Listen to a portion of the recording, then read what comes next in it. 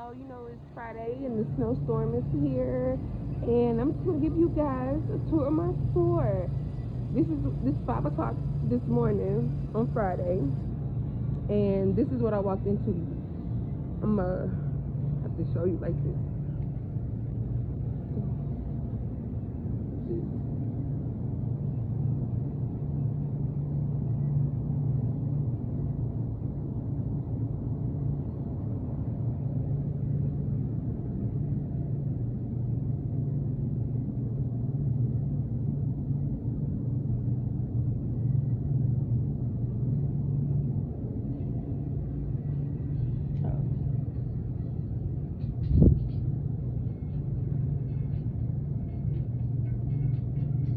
Onion table, this potato bag table, this is the potato table, this is my tomato table,